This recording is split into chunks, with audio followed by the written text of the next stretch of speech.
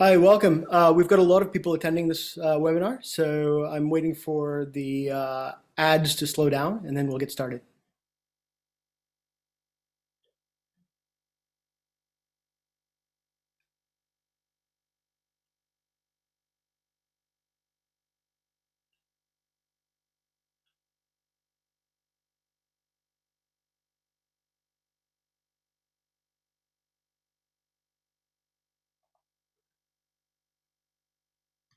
Okay, let's get started. Hi, I'm Darren Patel, president of DocketScope, a subsidiary of the regulatory group that provides a software product to support public comments analysis. DocketScope is already in use at a variety of agencies on a variety of rulemakings. It's my pleasure to welcome you to this timely webinar from the Rulemaking Committee of the ABA's section of Administrative Law and Regulatory Practice. It's likely to be one of the section's most heavily attended webinars ever. I think we've got over 600 registrants. Today, we'll be exploring the implications of ChatGPT and other similar technologies on public comments submitted in response to proposed regulations. With the ability to generate coherent and realistic responses to prompts, ChatGPT has the potential to greatly impact the public discourse surrounding regulatory decision-making. However, this technology also raises important ethical questions around transparency, bias, and accountability. Join us as we discuss these issues and explore the risks that the technology poses and potential solutions for ensuring that the use of ChatGPT in regulatory comments analysis and rulemaking in general is both responsible and effective. We've got a great set of panelists, so let me introduce them. Reeve Bull is Deputy Director of the Virginia Office of Regulatory Management, which is basically Virginia's OIRA. Reeve joined the Youngkin administration in August of last year. Previously, he was research director at the Administrative Conference of the United States, where he worked on issues related to rulemaking and regulatory analysis, among other things. Bridget Dooling is a research professor at the GW Regulatory Studies Center. Bridget came to academia after over 10 years as a civil servant at the Office of Information and Regulatory Affairs. She's currently on the council of the ABA's section of Administrative Law and Regulatory Practice, and she'll be starting as a law professor at Ohio State University this summer. Sabrina Jawed is Manager, Space Regulations and Standards Branch for the Federal Aviation Administration. Sabrina focuses primarily on developing regulations and guidance for commercial space transportation. Prior to her position in FAA's Office of Commercial Space Transportation, she was Senior Attorney in the Regulations Division in the Office of the Chief Counsel at the FAA. She was the lead attorney on the streamlined launch and reentry license requirements rulemaking. Beth Simone Novak is Director of the Byrne Center for Social Change at Northeastern University and the GovLab. She's a professor at Northeastern University and was formerly U.S. Deputy CTO in the Obama administration. Connor Russo is Senior Associate General Counsel at the Public Company Accounting Oversight Board. Connor is a co-chair of the section's Rulemaking Committee and a former council member. He's also a former Administrative Conference Committee chair and a regular contributor to the Brookings Institution series on regulatory process, and a member of the American Law Institute. I'd like to first thank all of our panelists for agreeing to participate. I think they bring a variety of perspectives and experiences to this interesting topic. With that, let me get into the discussion. So ChatGPT has been in the news, impacting everything from high school essays to college applications to making the front page of the New York Times as a potentially insidious artificial intelligence that's ready to cause marital strife all around the world. One line of thinking has it that ChatGPT is just another tool in improving our ability to express ourselves along the lines of the word processor, the spell checker, Grammarly, and autocomplete. In fact, some would argue that mechanically it's just a very, very, very sophisticated type of autocomplete. Given that, should it matter that a public comment was generated with ChatGPT? And if so, why?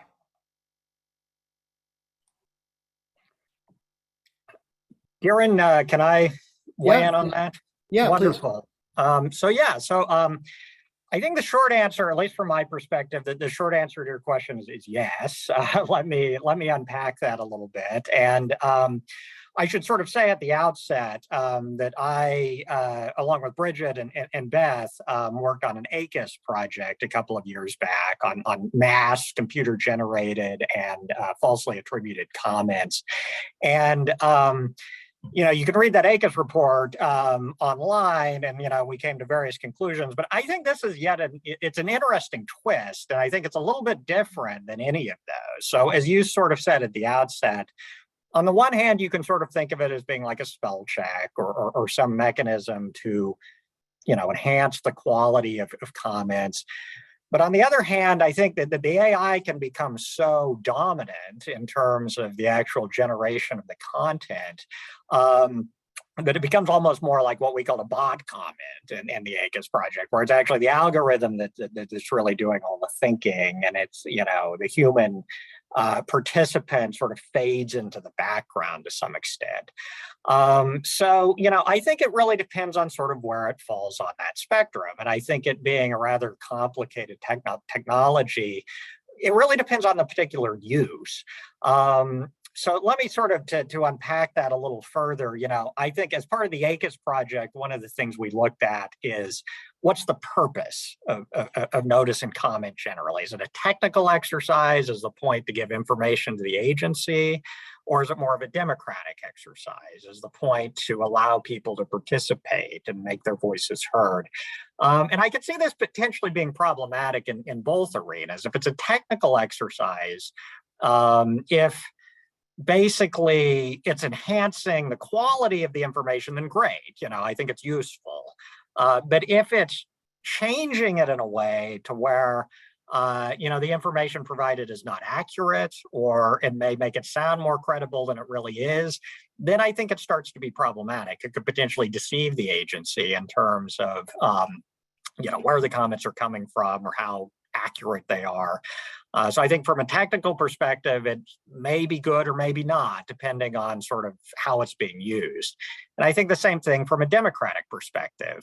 If it's simply helping people to sort of make their views known in a more, accurate or sort of more sophisticated way, then perhaps it's not that problematic. But if it's taking over to the point that it's changing the person's views or expressing them in a way that doesn't actually represent the person's viewpoints, then I think it is a problem from a democratic perspective.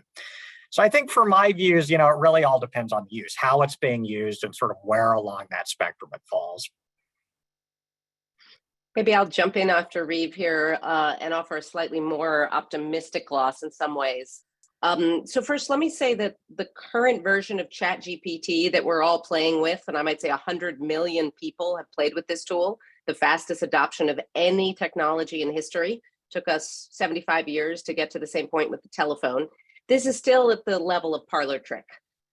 We're going to see this evolve even more. It's going to get better and more sophisticated. And incidentally, even now, ChatGPT is only one of myriad such generative AI tools that are enabling us to do two things: generate content and summarize content quite nicely based on the input of a large corpus of data from the internet.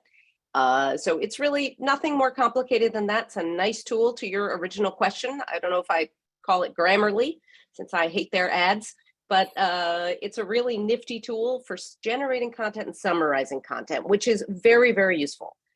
If the goal, as Reeve has pointed out, of notice and comment rulemaking is ultimately to help write better rules, it's about substantively informing the rule writing process, then we're going to be really, really happy if what we're getting is more information to that process and more diverse information and more commenters into this process. So on the one hand, you can imagine that for commenters, it can help you formulate a much more cogent argument. Commenters. It can help you formulate a more cogent argument, and for more diverse participants who may never have participated in the process, especially non-native speakers, it's going to help you potentially write a good quality comment that might have just been difficult if you're not comfortable writing professional English. For rule writers, it could really help with summarizing the input that you're getting from people. And I think that's really important. And because both sides, commenters and rule writers, can use the tools to summarize this vast quantity of input, it might help to foster more deliberation, the ability to read and process what are other people saying on the site and how do I comment on them. Last comment here. It's not science fiction. What I'm talking about in terms of better uses is something already being tried. So Citizens Foundation, which is based in the United States and in Iceland, makes software for citizen engagement. They have been used in over 20,000 processes, including writing the Scottish Constitution and helping the mayor of Reykjavik solve problems. They have inculcated ChatGPT into their platform, and they use it precisely to enable citizens to see what are other citizens saying on the site and get a summary of it in a really nifty way. I just came from another webinar. We spent an hour talking. We took the transcript of what came out of that conversation, stuck it into ChatGPT, got a really nice summary we can send back to people. So in short, I think it's a powerful set of new tools that could actually really help us to improve the cognitive capacity of both participants on the agency side and on the participant side, if, to Reeve's point, we use it to that end. So I'll also just jump in here as your friendly neighborhood regulator and say that there are many things about the notice and comment process that agencies deal with that I'm concerned with, and this is not one of them. And the reason for that is, you know, the APA obviously allows any person to submit a comment. As I understand it, you know, ChatGPT has the ability to, as Beth mentioned, summarize information that's already out there, but it does not yet have the ability to submit a comment on its own. So a person would still need to submit that comment. In addition, you know, we're regulators, we're not politicians. So the number of comments supporting or opposing a certain position doesn't really matter to us. Again, to Beth's point, we're interested in substance. We're interested in doing the right thing and making the best rule. And ultimately, the rulemaking process is a deliberative process. That means that it is thoughtful and that it is fairly slow. And that's not necessarily a bad thing. We at the agencies are hired as experts so that when we go through these comments, I'm also not particularly concerned about being, let's say, led astray by something that ChatGPT has developed, because we're very interested in source material. We're very interested in where commenters are getting their data. And we're very interested in kind of following the string to make sure that those comments that are generated are actually, you know, supported by the positions that they've raised. And we do our due diligence there. So to me, getting comments that may not be technically correct, I mean, we deal with that all the time now. And before ChatGPT was generated, I'm not particularly concerned about that. And as to the democratic process, you know, I think that to Beth's point, again, there is some very valuable use. It means something to have a comment be as articulate as possible. And if ChatGPT can allow a commenter who may struggle in that area to provide a more articulate comment, that comment is likely to be viewed more seriously by the agency because it may be, as she said, easier to understand. So I'm not too concerned. Anyone else want to weigh in on this particular question?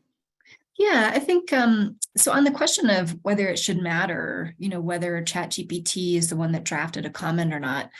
I mean, in my experience working with regulators across a lot of different agencies, what matters to them most is, you know, ideas and data. And so the exact provenance of those ideas doesn't really matter, because as Sabrina really nicely explained, you know, the regulators are going to kick the tires on those ideas and that data. So I tend to think, you know, something originating from an algorithm, if it's a good idea, it's a good idea. And most regulators want good ideas. And so they're not so concerned about whether it came from, you know, a person, an American, you know, anything, right? They just want those ideas. So I tend to think that, you know, the potential to be misled, I tend to agree with Sabrina. I would just add, Bridget, my only concern is if it increases the practical potential for comments to be misattributed. And so they say that lots of ordinary Americans, you know, have this view, and ChatGPT makes it easier for folks to engage in misattribution. I think that's one of my biggest concerns. And of course, there's that potential now, and we've seen that happen, but I think I just worry that it'll make it a lot easier for that to happen and harder for agencies to spot it.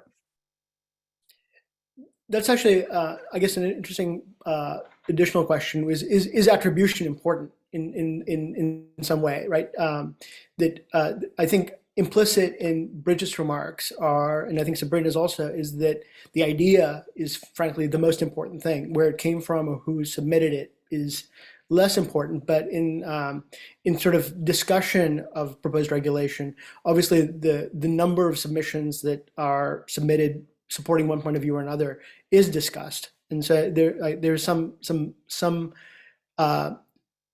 importance to attribution, but should it be there in the case of ChatGPT? I guess my view is it's fine for folks, like Reeve said, to use ChatGPT to contribute to their comment, but if their name's on it, I would hope they evaluated the arguments and the information before they put their name on it. But I do think the identity of the commenter can be important.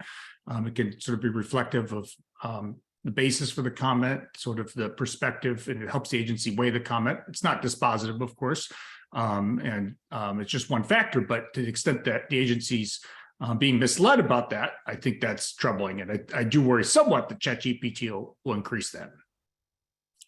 Indeed, that possibility is there. So people have mentioned that ChatGPT will give the tools to potentially marginalized populations that participate less in rulemaking to express themselves in ways that will be more productive. In what other ways will stakeholders use these large language models in the notice and comment process? And will they make the process better or will they make the process worse?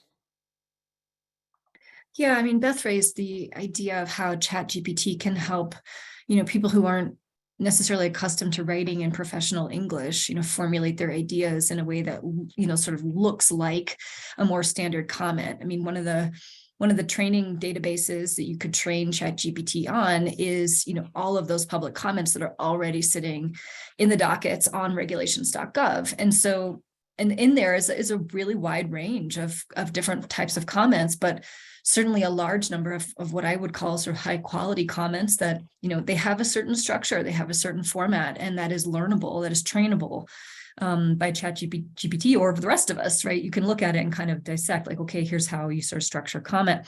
So I do think ChatGPT can help make comments look more formal, and that may help those comments gain more traction with the agency, particularly if, there's a back and forth between ChatGPT and the user to sort of draw out some specifics that help substantiate the comments or sort of tell stories or sort of broaden out, the experience of that person rather than just a straight up and down, I support the agency or I don't support the agency, right? Like that kind of sentiment-based comment is doesn't usually end up being very useful to a regulator. And so to the extent that ChatGPT can sort of draw somebody out, why do you oppose this? What are your reasons? That could help them build a comment that is much more persuasive and sort of grounded in their experience. Yeah. One thing I'm really interested in, and I'm not a technical expert, but I'm interested in if ChatGPT will encourage commenters to be aware of arguments that might be made in papers that haven't been cited a lot. If it'll sort of maybe democratize the debate. So sometimes in some fields, there's an established group of scholars who dominate publications and kind of dominate the discourse, but maybe ChatGPT will help inject some ideas that are interesting and worthwhile, but are sometimes overlooked. And I don't know if that's a realistic hope or not, but it's something I'm kind of interested in. I think that's a wonderful point, is just, and you're hearing lots of optimistic assessments about both the current state and also the potential future state that Bridget is really alluding to, with actually really training a model, might not be ChatGPT, maybe we'll call it RuleGPT, that will really be good at helping to prompt people and guide people in how they write their comments, which I think is really interesting. But we're also, by the same token, seeing discussion, especially in the Q&A, there's some conversation in there about sort of the hallucinatory problem. In other words, it's also really good at making things look authoritative and factual and citing to papers, Connor, that are so obscure because they don't even exist. and they may be written, they're it's really good at making fabrication look really, really good. So I want to just take that up for a second, because I think in this arms race around information and disinformation that we see in so many channels, I'm still optimistic, because for two reasons. One is, rule writers, whether it's a human comment or it's a machine comment, still have the obligation, when they spot something that looks substantive and interesting, they're going to go research it and they're going to go fact check it. And the great part about these tools is it can help to get rid of a lot of the sort of, extraneous stuff and garbage and verbiage and duplicative comments, like we saw with the FCC net neutrality rulemaking, 22 million comments, only 6% of them were original. So AI helps you right away just get rid of that, allowing the people who do the rule writing and reviewing and analyzing to take the time to look at the more substantive comments and then see, is this something fabricated? Is this false? Is this real? And again, you get a lot of that misinformation that's coming from humans. It's not a fault of the machine, it's the fault of bad actors. So I think, the tools work in both directions to help us actually get rid of a lot of the excessive volume that are going to help the rule writers do their job better, and help stakeholders, again, really help prompt their participants, their members, their organizational teams, or individuals to come up with kind of better comments in the long run. And what I'm, again, excited about is the ability to actually read what other people are posting for the first time, instead of just posting your own thing and going away. Now I can actually see what else is going on this site, what kind of a conversation might we start about that, and to start in civil society more conversations about some of the things happening on regulations.gov, which right now, let's be honest, remains the domain of the people on this webinar and not the ordinary American public.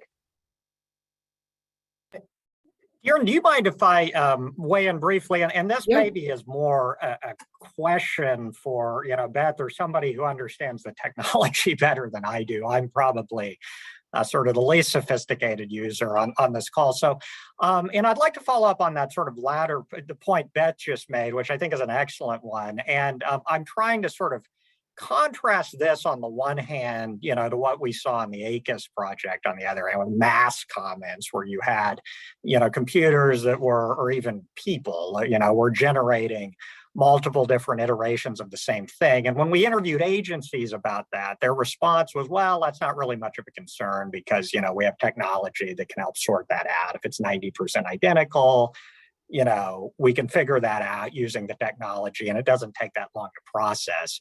But one thing that they did say was that, if we get comments that are different from each other and actually have real substance, that's the really time-consuming part. That's what takes a lot of time to process. So what worries me about this, and sort of why I expressed some pessimism at the outset, is that it seems to me that this is a much more powerful tool that could actually, as Beth, you mentioned, make up studies or cite obscure studies that are inaccurate. And I'm sure there are ways of sorting that out, but it seems to me that the concern is perhaps that the volume becomes much greater, that in the past, these mass comment campaigns all tended to be identical. Now, the agency is potentially getting thousands, maybe even tens of thousands of comments that seem credible. But when you actually drill down, you realize, no, that they're not, that it's actually, fabricated. And I'm wondering, and again, maybe this is more a question for Beth, who understands the technology much better, or perhaps Sabrina as well, who's had to sort through these comments. How much of a concern is that? Is that something that could really be a problem down the road as the technology becomes more sophisticated? Or are there perhaps other technologies that can help root that out in a way that doesn't end up imposing a major time burden on the agency?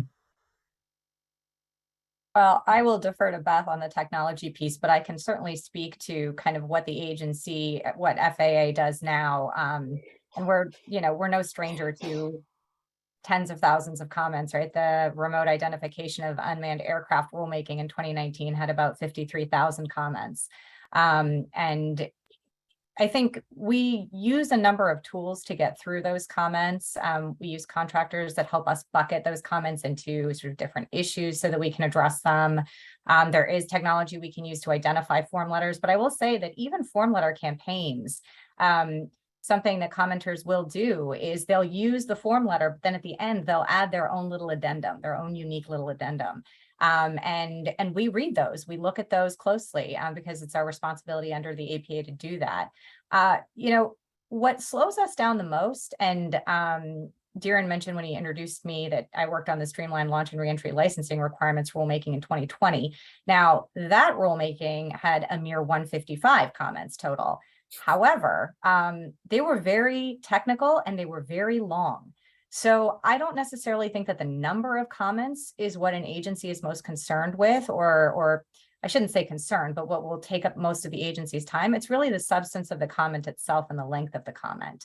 So to me, if we're getting a number of comments that are generated by ChatGPT that are based on information that's already out there, that don't necessarily have any technical depth to them, even if the number is large, we can get through those fairly quickly because we can identify fairly quickly what it is that we need to drill down on. And again, I mean, I'm a lawyer. I now do policy work, but I have aerospace engineers that are working with me, and I'm so fortunate too. And those folks can look at these things and know pretty quickly because they're familiar with all of the information on the issue. They're familiar with kind of all of the sort of discussion. They're familiar with all the data. And when they see something that looks weird, they can pretty quickly kind of go to the sources and figure out, is this important or not? So to me, I'm still not that concerned about AI generating a bunch of comments because we have a process that we use now that helps us to kind of go through those efficiently and effectively. Oh, my name has been invoked a few times, and I will say that the problem, though, is that, and I appreciate the hat tip to any expertise I have around technology, but the problem is that none of us understand this technology. And you'll recall that in the last week or two, when that New York Times reporter had the Bing conversation that led to the AI telling him to leave his wife, he then went to Microsoft and asked, why is this happening? And they said, I don't know. And that's the problem with some of this, is it is such a black box and we don't know what's going on under the hood. And even the creators often don't know what's going on under the hood because these algorithms are learning and evolving as they go. So that said, there's a comment in the chat or in the Q&A, is this like HAL? I don't think HAL is taking over the spacecraft yet. This is still very much driven by our prompts. And it very much is a technology for, again, writing content and summarizing content in its essence. But I do think it speaks to the question of whether down the line, as we kind of see how this interacts with our legal systems and processes, we don't need a more open, more transparent, more accountable version of generative AI, the broader class of technology that ChatGPT fits with under that is transparent, where it is more accountable, where there's more oversight than simply ceding this to a private company, and that we want to encourage uses of tools like that with these systems. That raises all kinds of other issues that I'll get into that we may, I don't think we'll have time for today. But I will say it's, I think on the whole, not all that problematical for the reasons that you've heard, but it's not because we know what's going on under the hood necessarily. It's just because ultimately what it's about is, helping us summarize and write content better. And as long as this isn't an 8th grade English class, we don't have as many problems with that.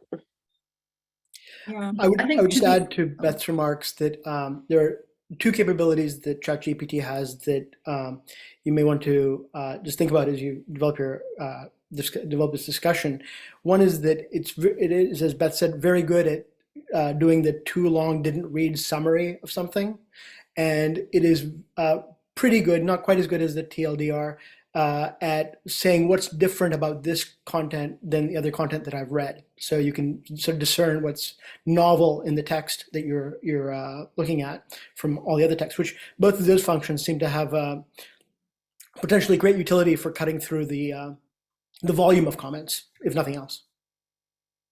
I would also say, to the extent that I worry about this general topic, I worry more about the amount of government resources spent basically trying to cope and sort of respond, so that there's sort of an, as Beth mentioned, an arms race or like tit for tat dynamic with some of this. And we've already seen this in the realm of mass comment campaigns, where sure, mass comment campaigns emerge and then agencies develop tech to sort of analyze those comments. And so this kind of takes that to the next level. And if we're not ultimately actually gleaning information, more meaningful information from that, it's just sort of dead weight loss, right? It's more time spent responding to technology. And so I think something for us to be doing out here is to be thinking about, how might we direct these technologies in a more pro-social way, right? What types of use cases can we come up with where they may actually be useful, so that it's not just, civil servants having to stand up cross-agency teams to figure out how they're going to respond to this latest salvo of tech. But there is just some reality to that. And then, the government has a wonderful history of working together on cross-cutting rulemaking matters. And so I'm sure that will continue. But of course, this topic is not constrained to rulemaking. So I think that's an interesting question for, internal to government, and this is not directed at Sabrina or anybody in Con or anybody in government, but just it's more of a general question, thinking about, we can be doing so much out here, but also on the inside of government, they need to be thinking about how to marshal their response. I detected just a slight tone of pessimism overall in that set of remarks versus the optimism in the first set of remarks. So it's a good segue to the next point, which is comment volumes and authenticity have been real issues for at least a decade. I think somebody mentioned the FCC net neutrality rulemaking, and that was the first one where I think the comment volumes got over the 10 or 20 million comment mark. ChatGPT has the potential to amplify these challenges for regulatory agencies, and getting the valuable insights out of these comments, including the opportunities for better design, understanding of unanticipated consequences, could be better or worse given those challenges. How do you see this playing out?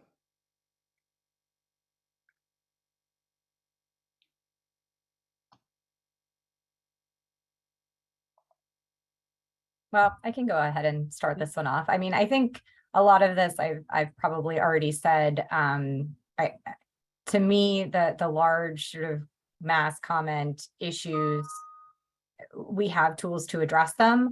Honestly, interestingly, based on what you and Bridget had mentioned previously, I mean, what I keep hearing about ChatGPT is this idea of summarization, identifying unique issues. Those are things that the government could actually use in order to address some of these mass comment campaigns, whether they're coming from ChatGPT or whether they're coming from somebody doing a very good copy paste job. And so one of the things that we do on a regular basis, after we bucket comments, we then summarize the main issues that were identified by those comments. And then we go through and kind of address those issues so that we are still satisfying our APA requirement to address all significant comments, but so that we are not going through one by one and saying, Joe said this, here's what we think. And so it sounds to me like it could be very valuable for the government to use ChatGPT to do some of that summary and to identify for the government where it is that there are uniquenesses. Now, currently we do that with people. Whether it's, FAA folks or contractors for some of these larger rules. And even with people, with that many comments, there are always issues. The remote ID rule is a great one where the agency was, there was a claim brought against the agency that the agency didn't address all significant comments. Now, it's an easy thing to miss. Ultimately, the court ruled in our favor. But my point is that even with the technology, that could be an issue, right? That it still falls on the agency to ensure that they're satisfying their responsibility. And so to me, what I keep thinking of, and again, going back to the fact that I work in commercial space, I always think person in the loop. We need a person in the loop. Even if we are using the technology to assist, summarize, et cetera, we always need a person in the loop to go back and make sure that we are catching everything. And ultimately, it's still going to be the experts that make the draft and finalize the responses to those comments, even if we're using the technology to assist us in summarizing and identifying unique positions. Could I weigh in as well, Darren? I agree with everything Sabrina said. I think, when you ask sort of how it will play out, I mean, as I think is true with a lot of technology, it's sort of maybe a short-term question and a long-term question. You see that with technology generally, the discussion surrounding social media that, when Facebook first came out, everybody thought it was really cool, and it was fun to connect with your friends, from college. And now, there are a lot of concerns being raised about sort of various issues surrounding social media. And I kind of wonder if the same thing is true in this space as well. I'll also analogize to the ACUS project where, when Bridget and Beth and I were interviewing the agencies, this was probably about a year and a half, 2 years ago now, about bot comments, purely computer generated comments. The response was, well, we're not so worried about it because it's pretty obvious, whether something is generated by a computer or not. And so it's very easy to sort those out.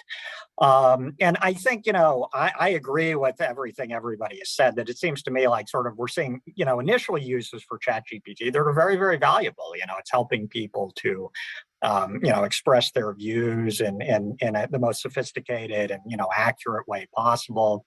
But I sort of wonder, as the technology evolves, if there is some risk, that it would be used in more problematic ways, particularly in ways that can sort of overwhelm the agency, with material that's very difficult to, to sort out. And I think it's hard to predict. It's both hard to predict whether that will happen, and perhaps as it does happen, the term arms race has been used several times. Perhaps the agency's technology evolves in a way that allows it to actually easily sort those comments in a way that it's not a problem. So I think it's a question mark. I see real risks, but I think it really depends on sort of how the technologies evolve.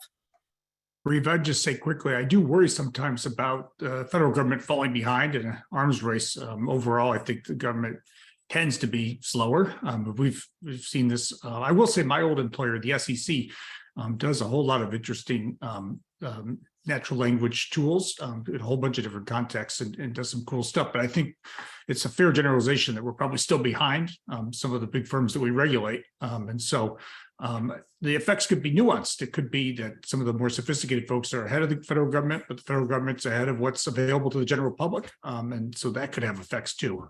So it could be a very dynamic situation. Yeah, and something that we haven't really raised so far, but it's a sort of relevant fact here, is that regulations.gov, which is the portal that the vast majority of agencies use to receive public comments on rulemakings, has pretty sophisticated series of measures in place to basically stop from being able to be overwhelmed in terms of the number of comments being uploaded. So if you want to be able to upload a large quantity of comments, there is typically a handshaking process that's going on between regulations.gov and the entity that's uploading those. So if you are, a nonprofit that wants to organize a comment campaign, for example, you can get special access to regulations.gov to basically bulk upload. But as part of that, you're agreeing to terms of service.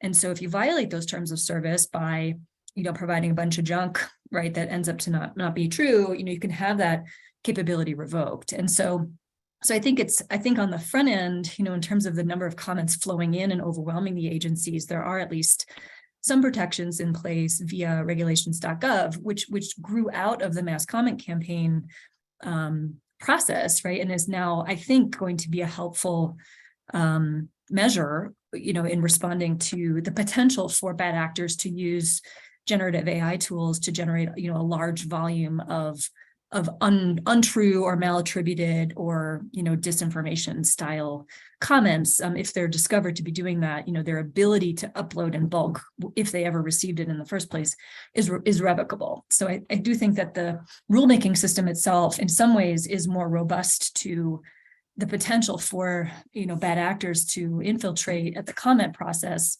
both because of the protections to regulations.gov that we already have in place, and because of what Sabrina's mentioned in terms of the substantive responsibility that the agencies have to really carefully sift through the information that does make its way through to them. Anyone else on this particular question want to express a point of view? Let me move to the next topic. Someone in the Q&A raised this question. We sort of anticipated it a bit, but they were raising the idea that maybe there should be a requirement that any comments where ChatGPT has been used in the creation of those should be marked in some way. There are also some technologies that can predict with some level of confidence, not 100% accuracy, that one of these technologies was used in generating content because of the predictability of the text that's being submitted, it conforming to expected patterns, which ChatGPT sort of does.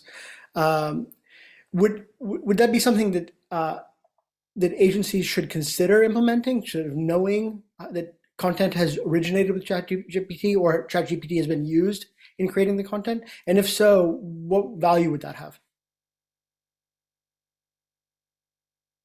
I can start, but I'm really curious to see, whether folks think about this. I mean, there are certainly tools in development already, some of them already out there to help you try to assess whether content was developed by an LLM sort of generative AI type tool. And so you've seen some sort of some fun experiments out there, not in rulemaking domain, but in others where you can sort of test some data to see, does this look like it was drafted by a person or drafted by ChatGPT? Those aren't perfect, and they are an indicator, but it kind of depends a lot on how that model's been trained and what type of data that model has to work on. So even if the government does invest in tools like that to try to help them identify tools that might have been GPT originated, those tools will always have their pros and cons. I think on a substantive matter, though, I guess I'm not sure to what end they would spend a lot of time developing that. Back to my comment from before, I mean, what sort of matters is the quality of the idea, not really who wrote it. I mean, there is a reason why our rulemaking process doesn't limit participation, right? It just says that a person needs to submit comments. It doesn't care if you're a US citizen. It doesn't care what your background is. So the rulemaking process is sort of fundamentally open, and I think that's a good policy posture for it to be in. And part of what flows from that is I think a need to be open to ideas from all kinds of sources, whether whether the first draft of those came from something like a generative AI or not.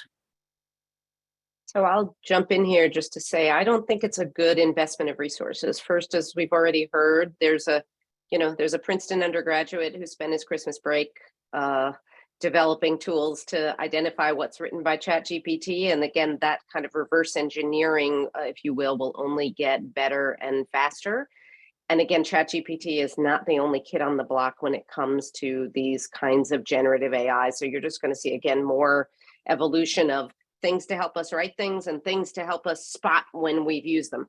So I don't think it's a great place for the government to spend its scarce resources, time, and money. I think there's a lot more important tech that needs to get built in order to help rule writers manage this process, and to design, more effective tools for the kinds of things we've heard about around summarization and analysis, research. But I'm more excited to get into talking about also alternatives and wholly new forms of engagement and participation, which is where I really think are the exciting uses of AI. I participated last year, for example, in an AI-driven, if you will, focus group that in a particular policy area that allowed us to create a representative sample. In this case, it wasn't representative, I should say. We oversampled for the topic was around education. So we oversampled for parents and kids coming from school districts that receive a high amount of free and school breakfast or lunch. So we were looking for people from poorer communities who may not have the opportunity to participate. We oversampled by 50% for Black and Brown participants. And the software enabled us, because it's really good at sorting information, to have a real-time conversation with 200 people in 1 hour and sort everything that people were saying and identify and tag by demographics who was saying what. And we did 2 of these. So basically we heard from essentially 500 people in the space of 2 hours, and we're able to have a really interesting deliberative conversation. And you could imagine whether it's with a representative sample of citizens or whether it's, take the aerospace, I don't know anything about aerospace engineering. So whoever are the experts in that world of pilots and flight attendants and engineers and et cetera, you could imagine really interesting kinds of deliberative conversations that suddenly become doable at scale and efficient in a way we've never been able to imagine before what that might mean. And I will say that Reeve has written about and imagined the possibility of doing these kinds of deliberations in connection with rulemaking. I don't know, Reeve, 25 years ago, 20 years ago, long time ago. We're getting older. We've been talking about this for a long time, and he was really one of the first people to write about this idea that's now becoming real in places like Belgium, where their regional parliament in Brussels incorporates citizen engagement into every legislative committee, for example, because it's suddenly a lot easier to do these things. So that, Reeve, you just have to, the world will finally catch up with you, I hope.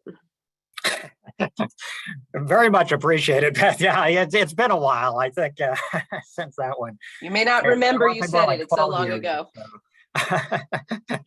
But yeah, no, I agree with everything that Beth said, and I think that to me is really sort of the exciting aspect of this. So I know I've been sort of pessimistic, on the idea of ChatGPT to some extent, but I think that that there are any number of ways to, garner citizen input in a more productive way. I think notice and comment is really kind of showing its age to some extent. And I think there are, any number of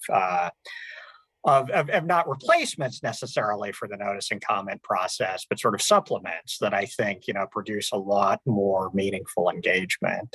I don't want to sort of get ahead of ourselves in the discussion, but I'd love to, at some point over the course of this hour, sort of chat about what some of those possibilities might be, because I think there are sort of really exciting ways that agencies could use them that would provide for more meaningful input, both from a technical perspective, getting better quality input, as well as from a democratic perspective. Beth mentioned, drawing in different communities that have not traditionally had the opportunity to participate in the process. And I think that's what these alternative mechanisms for obtaining public input could really facilitate. So let me use that as a segue to actually the next topic that I think we were going to hit, which is how this technology has the potential to really transform the channel of what notice and comment is trying to achieve. So companies have been using chatbots for years to varying degrees of success in customer service, but the same type of chatbot technology could be deployed as a way of soliciting the kind of input we get in notice and comment in a more interactive way. So almost interviewing stakeholders for what their viewpoint is and assessing their response, and then probing further into that specific thing in an interactive way. I think both Beth and Reeve, this is sort of the lines of what you're talking about with citizen engagement. But if that were the primary channel for even engaging more sophisticated participants in the notice and comment process, do you think that would work? And if so, what would sort of the benefits be, and what would potentially be the dangers be? So I'm happy to jump in on that. First of all, yeah, I think it's an excellent. It's merely one of the possible supplemental or sort of alternative mechanism, but I think it's one that holds a lot of promise. I'm reminded of an ACUS project we did, speaking of things that go ways back, I think this one was at least 10 years ago, but we did a project on the notice and comment process generally. And one of the aspects of that was a reply comment period. Some agencies, would have the first opportunity for public comment. And then once that ended, they would have yet another period for public comment where you could look at the comments that they had already received. And, a lot of times people wait until the very end to submit their comments. So having a second period, makes a lot of sense. But that was, just one additional step. It wasn't an iterative process. It was just adding a second comment period on top of the first comment period. And you could envision yet additional comment periods, on top of that. And in the paper world, or even the regulations.gov world, that's about as far as you could go. Eventually, it becomes impossible would protract the process so excessively if you had, multiple different periods for comment. But as you point out, Darren, I think what this, enables is sort of an ongoing iterative process where, there can be more of an engagement, with the commenter in a way that sort of draws out more useful information.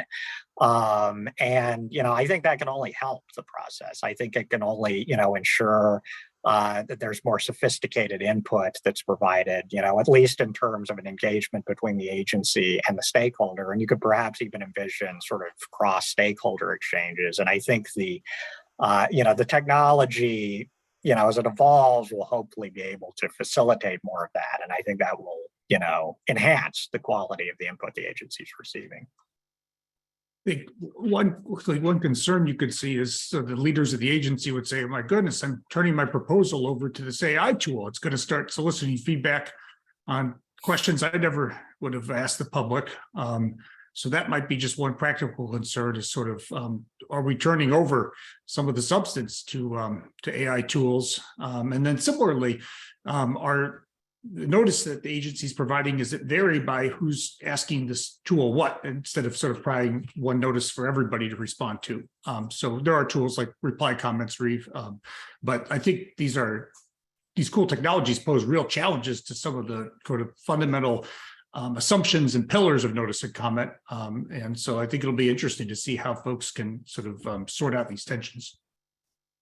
I would add, I think the government, and I think we've been fairly innovative in this way. I certainly think that the notice and comment process exists for a reason, but there is this feeling of, the agency puts out a proposal, you kind of get one shot at providing your input, and then that it goes into a black hole, and then you get a final rule.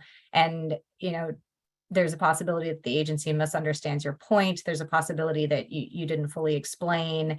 And we certainly get from stakeholders constantly this idea of how can we be more involved? Because, we genuinely want to help you write the best rule that you can. And we have information. I think somebody pointed out earlier, industry is often on the cutting edge here. Certainly in the aerospace and aviation industry, that's often the case, where they may be ahead of the agency and have data that we don't necessarily have that's valuable.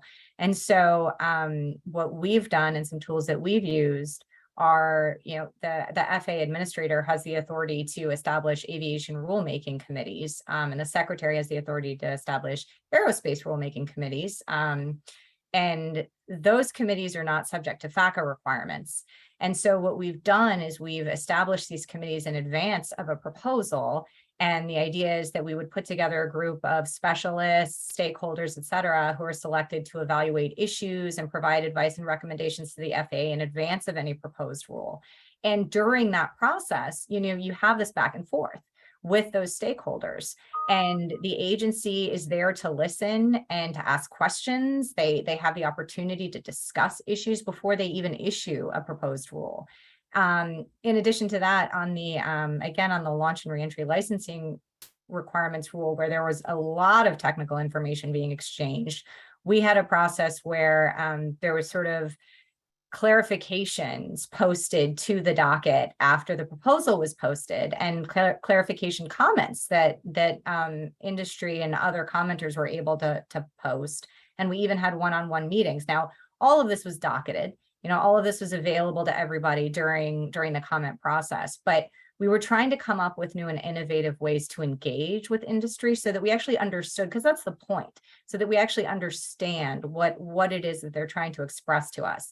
I will say, I often get very nervous about this because I have heard discussion about, hey, what if there's just this back and forth with the agency that's open for on and forever? Because you really could get into these debates, and there has to be an end point. So to me, any way that we can harness this technology to help us, I mean, Beth, I was really intrigued by your point about doing these sorts of meetings efficiently. I will say these ARC meetings are long, and some of these ARCs are established over a number of years. And so if there was a way to harness the technology to get those inputs more quickly, but also ensure that you're still protecting the integrity of the positions of the stakeholders and the experts, I mean, I think that would be fantastic. Yeah, and I think we've seen, the sacrosanct nature with which we treat notice and comment rulemaking is perhaps, a little, is not really in keeping with the reality of the fact that we do have and are evolving other ways for people to engage. FACA, as Sabrina mentioned, is one that engages, across the federal government, 70,000 different experts in providing advice to government. Over a decade ago, we developed challenge.gov, which provides a way for federal agencies to ask for input from the public, including a very expert public in solving problems for agencies. That does include a deliberative back and forth and many different stages. And again, it's a completely different process. And then we've seen experiments over the years with uses of brainstorming sites, also known as open innovation. A lot of agencies, through their open government program, created new forms of engagement. And now with these multiple EOs, executive orders around equity, there's even more pressure on agencies than ever before, I think, to think about new ways of engaging with the public. So the fact that, notice and comment is enshrined in a very old statute and has had sort of very staid and consistent processes over many years, with the exception, I think, of the creation of regulations.gov, doesn't mean we can't evolve from here into new ways of doing things that are complementary to the existing process. We don't even have to change what we do now. We could just layer on new ways of writing rules, having conversations, and again, lots of innovators and entrepreneurs thinking about just how do we do the work of having meetings more efficiently so that we can engage with different kinds of stakeholders in addition to the way we do notice and comment rulemaking. Yeah, I'm an ardent supporter of notice and comment rulemaking as it is, but I'm very intrigued by the possibility of supplementing it with, particularly upstream from the very, very, sometimes very technical regulatory decisions that agencies are making. I don't know that it makes sense to devote resources to gathering public opinion on whether something should be 5.5 parts per million or 5.6 parts per million. But I do think that there are questions about what types of activities should agencies be pursuing, what should their general agenda be. I think that's a place where the a more general use of these more mass communication tools to gather information from the public could be very helpful at the agenda setting stage. I get really concerned about the incentives, and we've seen some of this play out with mass comment campaigns, when you see, people being encouraged to show up in a very technical regulatory proceeding where what's really going on is a values conflict, right? That's like way upstream from whatever technical choice the agency is trying to make. It's sort of like I think of it as something of a misdirected signal that the agency bureaucrat in charge of that rule is sort of way downstream from the policy argument that has sort of been kicked up in something like net neutrality. It's sort of a signal of the policy salience of something that might just be operating at a very different airspace from the regulatory decision that the regulator is trying to make on the ground. So I worry a bit about encouraging the public to make their voice heard on an incredibly technical matter where their opinion, is simply not something that the regulator can take into account as a matter of law. Right. So I worry about the mismatch there and sort of the bait and switch of encouraging people to get very passionate about what is ultimately something where their opinion isn't something the regulator, can take into account. That's an unfortunate thing that could breed mistrust. Whereas, if you take the time to engage people, you need to have confidence that you can do something productive and useful with their feedback so that they can see that, right? They don't want to feel like they've been duped. So that is one of my worries. And I think, rulemaking encompasses, hyper technical decisions and then major, policy choices that affect our daily lives. And sometimes it's the same, right? So it can be both. And I think that's what makes it a little challenging to talk about this in generalities, but, thinking about, what is the question that the government needs answered and what is the best way to answer that question? It might be notice and comment rulemaking. It might be, a series of really in-depth focus groups with particular stakeholder community, or it might be something else entirely, right? So I think it really comes down to what's the question that the government needs answered in order to make a good choice, and then choosing the tool that fits. Reeve, you were going to say something? Sorry, am I off mute now? Yes. Can you hear me? Wonderful. So yeah, sorry, I don't want to, belabor the point too much, but I just want to sort of echo. I agree with everything both Beth and Bridget and the other panelists have said, and I think sort of to some extent, this is really a function of requiring notice and comment to do too much. I mean, I think, in 1946, this was a very, very innovative process. I believe, correct me if I'm wrong, but I believe that the US was by far the first country to actually, put in place this mechanism for soliciting input from the public. But I think what's happened over the years is there's some conflation that's taken place between what at the outset, I sort of referred to democratic and technocratic. And I think it traditionally tried to do both. It tried to be a mechanism to get input, technical input that could be helpful to the agency, but it was also treated almost as a vote, that it's your chance to make your voice heard. And when you try to make it do both things, I don't think it does either one particularly well. I think, it's not a very good mechanism for obtaining public input because the input's not representative. And it's increasingly becoming a less effective mechanism for obtaining technical input as well, I think, for all the reasons we've been discussing. And so I think as Bridget lays out, I think precisely what needs to happen is the agency really needs to think upstream, what's the nature of this rule and what sort of public input would be helpful? And if it's 5.5 versus 5.6 parts per million, then I don't think, general public input is going to be particularly useful to that. And I don't think we should pretend that it is, by sort of, casting it all within this, broad open notice and comment process. But there are plenty of questions that are fundamentally value questions. And that's where I think the public input can actually be really, really useful. And these sorts of innovative mechanisms that, Beth has written on, Beth mentioned, an article I wrote 10 years ago, and, others, I think that's where if the agency designs it in a way and uses these technologies in a way that ensures it's getting representative input and informed input, we can get a lot more sophisticated or valuable input than what we were able to in the past with notice and comment.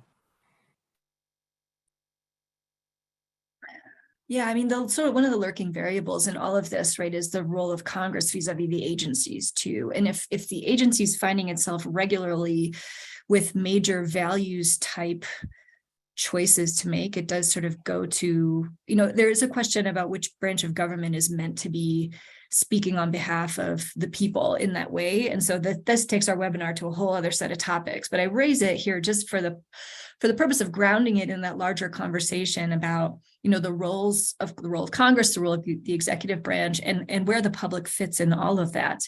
What is the role of representative democracy in the midst of all of this? I also think even talking about, public comment is itself, almost so general as to be misleading, right? Because when we talk about wanting public input, we mean so many different things when we say that, right? We don't necessarily just mean individual people. We kind of mean people in their professional capacities. We mean, the views of all kinds of experts and lay people or regular people or whatever we wish to call them. So I think even developing some precision around the type of public input that we're looking for is really important. But I agree that there are lots of different ways to gather input from all of those different kinds of groups. There just needs to be an intentionality about it rather than just kind of hoping it'll all shake out. I agree, in the notice and comment process. But I would still say the notice and comment process is a vital piece of this puzzle, and that it does serve a very good purpose of allowing for, one, final public proposal to which anyone as a technical matter can respond, even if we know that not everybody shows up in that process, right? It's like a final gut check. To the extent that that middle path, the traditional notice and comment path, gets affected for better or worse by ChatGPT, it seems like the bookends of using technology to get at underserved populations or underreached populations, as Beth mentioned, and committees to get to the most sophisticated stakeholders in a more interactive way to get their latest input. I think those two seem like they will both have value in many cases going forward.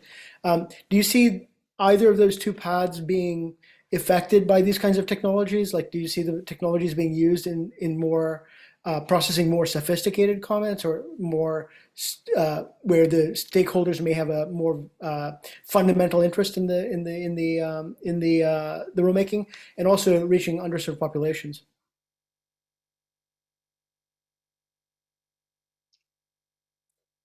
Anyone? I'll get us started here. So yes, yes, yes, yes, yes. I do worry about sort of to Bridget's point, the public, and therefore your concept of sort of sophisticated or expert. These are very fraught words because Yes, they obviously are. if the rulemaking is about, diabetes, the person who suffers from diabetes is going to be as much an expert in their own way. If I live in East Palestine, Ohio right now, I'm an expert in a way that is equally valid to the doctor in the diabetes context, or the engineer, or the transportation expert in the other one. So I think there's a lot of and this is not meant to be a comment about political correctness. It really is genuinely sort of an issue about the kind of substantive value of diverse forms of information. And as we see also when it comes to first understanding a problem to which a rule is a response, there's a lot of diverse expertise that we need understood broadly to inform how we think about a rule.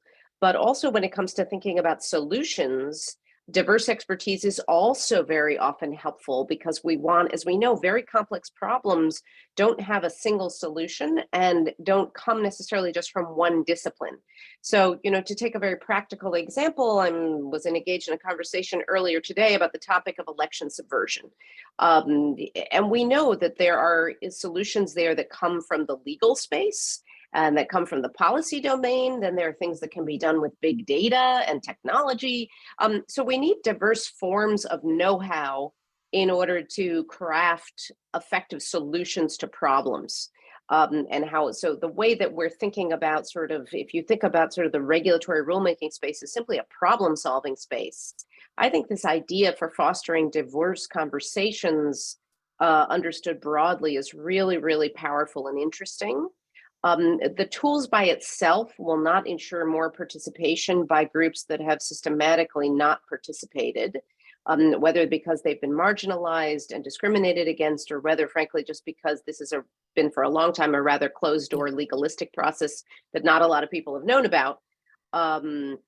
So I think it will be very interesting to see how third parties and interest groups and stakeholders start to use these tools to help people participate in these processes, not only how regulations.gov does it for itself.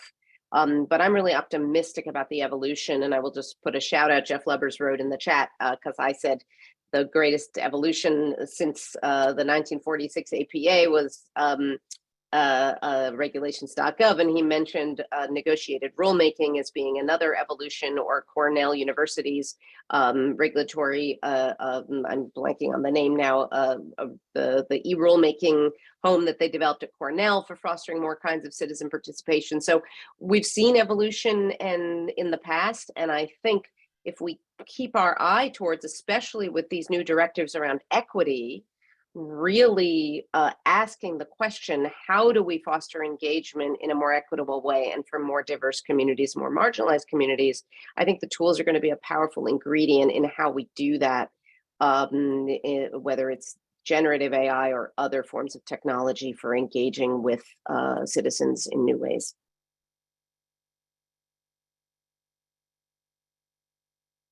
Okay, let's step back further.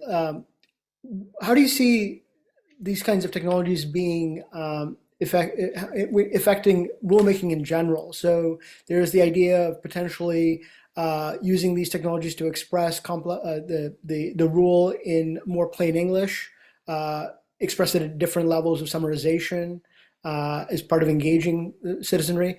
What other ways do you, including those, would you want to sort of highlight in our consideration of how ChatGPT and large language models may play out on the whole rule drafting process?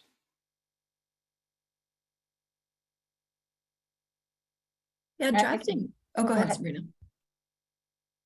Oh, I was just going to say, certainly one of the challenges that we face at the FAA being, many of our rules are highly technical in nature, especially on the aerospace side. And so one of the challenges that we face when we're drafting both proposals and final rules is ensuring that we are drafting them in a way that is, technically sound and advanced and at the state that it should be, but also could be understood, because we have, again, the remote ID rulemaking is a great example where you have stakeholders, spanning a distance of somebody who is, designing the technology for a drone, and then somebody who's concerned about a drone flying over their backyard, right? And that's kind of the sophistication that we want to make sure we're covering, that everybody can understand what it is that we're writing. And so I think that to the extent that the technology could help us translate some of these more technical issues into language that could be understood by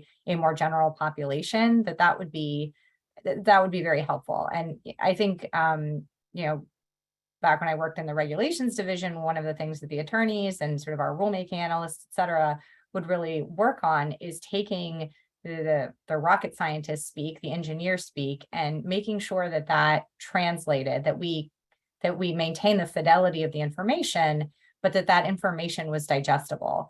And so, and that can be challenging. And it can take a lot of back and forth between engineers and attorneys. And I learned a lot, and I continue to learn a lot every day. But if there was a way to make that process a little bit more efficient to ensure that we are communicating that information in an accessible way, in as accessible a way as possible while still maintaining the fidelity, I think that would be a big benefit to the agency. Yeah, I think thinking about how agencies would use these types of tools to do their own drafting is really provocative. In part because we do, and I just wrapped up a project in the last year working on the role of contractors in the rulemaking process. And so one of the worries about that is if too much of the rulemaking process are handed over to the contractors, who's actually writing the rule, right? Is it actually the government's views that are being represented? And so there's obviously a tipping point, right? At which, if you entirely outsource the drafting of a rule, you've crossed that threshold. But what's more interesting is the middle ground where you have some contractor support maybe for drafting. So I've been thinking about the role of essentially outside entities in the rulemaking process, outside entities that feel like they're inside, right? So ChatGPT sort of is like that. It's an interesting twist on that. And I think it really pushes at our notion of, who's doing the thinking, and the government's duty in this regard, right? So we have in procurement law, we have a concept called inherently governmental function. And there's this idea that there are, some tasks that are simply too governmental to contract out. And so, at some point, it's interesting to sort of put this tool through that lens and think about, okay, so who's actually doing the drafting here if the first draft of a response to comments or something ends up coming from a set of tools like this. It's a very provocative question. I don't really know where I come out on it yet. I'm still thinking it through, but I like the opportunity to think through these issues, and I think that we should. And I wonder if the other panelists kind of have views on that, of thinking of ChatGPT as an insider or an outsider. Of course, in other areas, we haven't talked about this much today, but we know that AI can introduce, bias. So can humans, right? None of us are free of it. So I think that's an interesting sort of lurking variable too, to think about, the anchoring effect of a first draft and sort of how that sets you down a path of thinking about things in a certain way that you might not have thought about. That could be positive, that could be negative. I think there's a lot of different ways it could cut. But anyway, I throw that back out to my co-panelists because I think it's really provocative. Well, and I would also just point out that, I've kind of heard through the grapevine that some government agencies are already coming out with the position that we do not use ChatGPT, and that they're making that very clear. And so I think your point is well taken, and it's a little late in the process, but I would say I should add the disclaimer that everything that I say is, of course, my views and not the FAA's views. But to me, in response to your question about how do we incorporate sort of these potential outside assists, but still maintain our government responsibility to have these rules and regulations as was vested in us by Congress, be those of, the agency with which the authority was provided. I kind of see this as long as we are reviewing these final drafts and the sausage making process, the internal sort of bureaucracy of all of the levels of internal agency review that these documents have to go through is exhausting. And so, like, as we discussed earlier, if comment summaries were formulated, those can take a lot of time. If even some responses go through some sort of text speak translation at the earlier stages, as long as all of that still has, I come back to the human in the loop, as long as there's still a human in the loop reviewing for bias to make sure that nothing's been missed, which can happen again, even if it's only humans in the loop. I kind of see that as being the way that we address some of the concerns that arise with just AI kind of taking over the rulemaking process.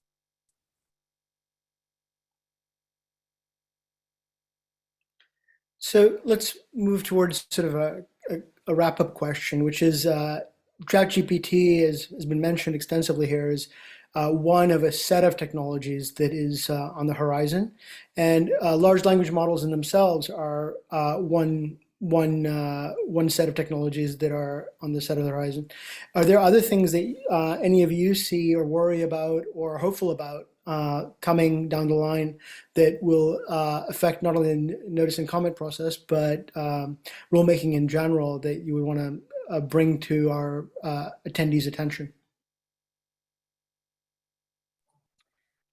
Darren, I'm happy to kick that off. So this is not ChatGPT per se. This is kind of more AI generally, but sort of, I've mostly been referring to, the work I did at ACUS, but sort of one thing that we're interested in here in Virginia, and I think sort of a lot of agency, jurisdictions are grappling with, is just sort of the massive corpus of existing law and sort of how you reconcile different provisions of law, and that, can be a real challenge, for agencies. We did a project at ACUS on retrospective review, and I think part of the issue is, each agency, has very sophisticated, actors playing, but they don't necessarily know, what other agencies are doing, even within, any one government. And then, across governments, that can be a real challenge as well. And my understanding is there are now tools that are being developed that can do that much, much more quickly than, a human decision maker can, go through the entire CFR, go through an entire code and identify things that are overlap, or duplicative, and can allow the agencies to, to reconcile things in a way that I think brings more coherence to the law. And then I would also emphasize, particularly for the regulated community, I think ideally it should make compliance, a whole lot easier going forward if you have some mechanism for, identifying, okay, these are the regs that apply to this particular activity, and this is how I can navigate that. And I think similarly for the comment process, it will allow them to make more sophisticated comments if they know these are the provisions that may apply to this activity, and here's my view based on that. So I know I've sort of taken a somewhat pessimistic tone, but I see that as sort of maybe one reason to be optimistic in a way that the technology can both sort of improve the processes the agencies themselves are undertaking and allow the stakeholder community to participate more meaningfully and to navigate the regulatory process more meaningfully. I would just say very quickly, in financial regulation, I think the other big one is big data and the ability to use big data tools to spot different activities for people to look at more closely, to spot trends earlier. And so I think AI forms and big data are really and they're related, I realize, but I think those are the two big things that are going to change our world in the next 10 years. I really love Reeve's points. And they very much speak to me. So this idea of kind of streamlining across agencies, I was speaking at a panel earlier this week, and that was sort of the topic of conversation, right? Ensuring that there's not duplication on the commercial space side of the house. That's a big issue, where you have NASA contract provisions, you have Air Force requirements, you have FAA requirements, you have FCC requirements, you have NOAA requirements, you have NTIA requirements, you have Department of State, you have DoD. It creates a burden on industry that certainly the agency and the department has been very focused on. And to the extent that the technology could help us ensure that we are not conflicting with other regulatory requirements in the rulemaking process, that would be helpful. In addition, I think the other thing that you mentioned too was providing sort of a guidebook to the regulated entities about how they comply and what they need to do to comply. You know, it's funny that you mentioned that. There's a law firm actually that just had a what do they call it, like a boot camp out in Albuquerque, specifically dedicated to that purpose. The whole idea was that this entire boot camp was about, if you want to launch a rocket, we're going to walk you through the process. And frankly, it's unfortunate that you kind of need this additional assist, right? I mean, it should really be the government providing regulations that are that an operator can follow. And so the idea that you could use the technology to help say, here are the provisions in sort of the NOAA regulations that you need to look to, and here are the provisions in the FAA requirements that you need to look to. I think industry would be very excited about any ways to ameliorate those issues. That speaks to some old school AI known as like ontologies and expert rules and things like that that get less play these days, but would be useful in knowing what rules apply to what situation. And I know that different parts of the government are working on taking their rules and laws to that structure, and certainly governments in Europe have done that. So the tools I'm most excited about seeing come down the pike is a project I was involved in many, many years ago called experts.gov, where we started looking at the question of how do we identify and connect with people who have different forms of expertise. This related to just the problem of helping agencies to find the people with expertise within the agency, which was a very difficult problem when it came to doing things like medical device review or drug review, et cetera, of just looking to find who knows what.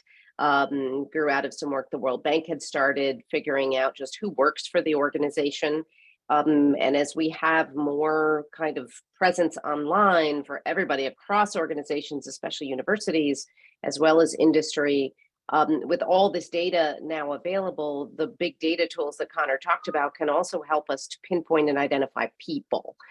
So that becomes really interesting for proactively being able to reach out and find people with relevant forms of expertise, which is not to the exclusion of inviting anybody or everybody to participate, and creating, again, mechanisms for representative participation in our governance processes. But I think what I'm excited about coming down the pike is the intersection between machine intelligence and big data and collective intelligence and human intelligence, and the ways in which we can use one to make the other easier to find, sort, and access. And I have colleagues at Northeastern who are experts in natural language processing who do a lot of work in this space of actually just trying to make know-how more searchable, which I find to be a really promising and interesting space for helping me to find where are all the aerospace engineers or who are all the people online talking about a given topic that I might then be able to interact with in a more efficient way.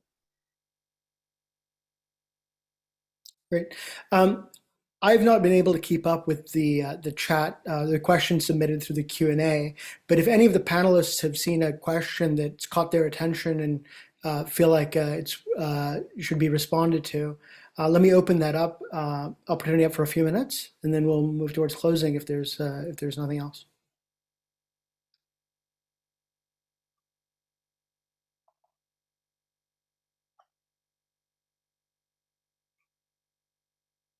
I did see one question, just it's a technical question, is this recorded? Will it be placed somewhere? And yes, this webinar will be made available through the ABA Administrative Law and Regulatory Practice section's YouTube channel. Maybe I'll try to find a link to that and pop it in the Q&A just while we're here. But yeah, you can look for that in a couple of days on YouTube. If you search for ABA Admin Law, you will surely find it.